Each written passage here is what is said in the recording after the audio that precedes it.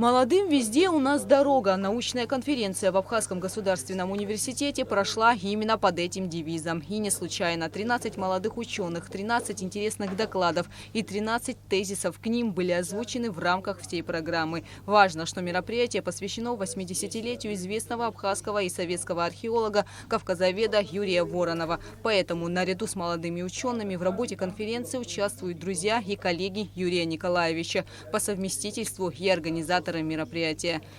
Эта конференция проводится под девизом «Молодым везде у нас дорога».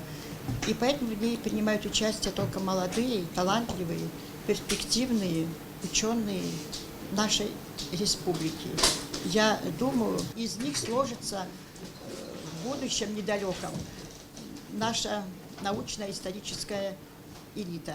Перед началом конференции собравшиеся смогли увидеть фотографии Юрия Николаевича Воронова вместе с коллегами во время археологических работ. Далее все перешли к докладам. Первый из них касался Абхазии в контексте евразийских памятников верхнего палеолита. Молодые ученые также провели некоторые параллели между абхазами и хетами на примере космологического древа. Рассказали об охране памятников археологии, истории археологического исследования Великой Абхазской стены и о многом другом. Один из материалов касался возрождения и становления Сухума как портового города в первой половине XIX века.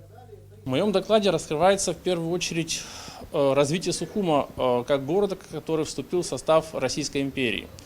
Когда после штурма 1810 года Сухум находился в полуразрушенном состоянии, была разрушена крепость, и все, конечно же, здесь господствовала малярия, болезни, и умирало большое количество людей. Сухум фактически был непригоден для жизни. По словам организаторов научно-культурного центра имени Воронова при АГУ и ОБЕГИ, конференция с участием молодых ученых была запланирована давно. За время существования центра его специалистами было проведено немало интересных встреч, дискуссий, школьных конкурсов. А в этом году решили провести научное мероприятие, посвященное молодежи, будущему. И это не случайно. У нас очень сложная ситуация по историческим наукам.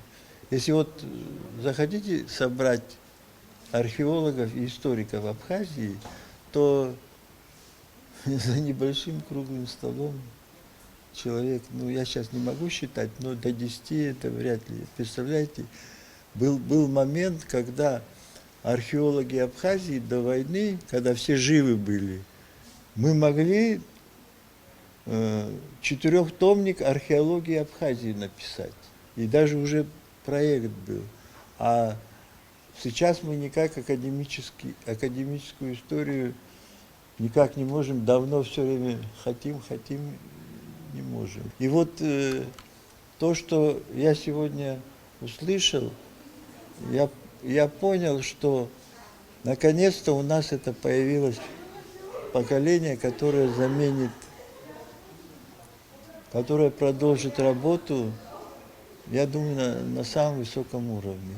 Юрий Воронов всегда поддерживал молодых ученых. Поддерживает молодежь и ректор Абхазского госуниверситета Олег Огварами, от которого поступило предложение создать молодежную организацию. Олег Алексеевич предлагает создать республиканский совет молодых ученых. Вот молодые ученые, наверное, после этого предложения подумают, под каким крылом. Это может университет, это может быть институт, это, не знаю, как это будет удобно.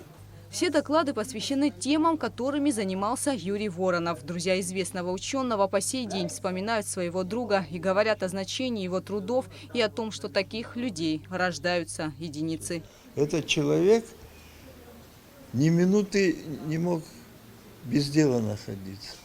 Все время он всю Абхазию исколесил, он каждый ручеек знал ее.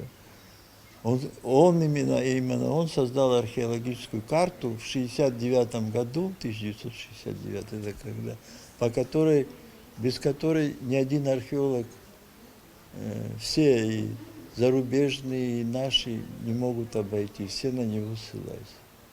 В рамках конференции молодых ученых, посвященной деятельности Воронова, также были зачитаны доклады о социально-экономическом развитии Абхазии 1921-1929 годов, о демографической экспансии, о добровольческом движении во время Отечественной войны народа Абхазии и о некоторых предложениях программы предстоящей переписи населения Абхазии. Вот так от палеолита до 21 века молодые ученые попытались рассказать о многих исторических фактах, провести параллели прошлого с настоящим. Однако самая главная цель, которую преследовали организаторы мероприятия, старшее поколение – показать, что будущее, а значит и история, в руках молодежи. Гугут Саварданя, Ильдар Дамиров, Абхазское телевидение.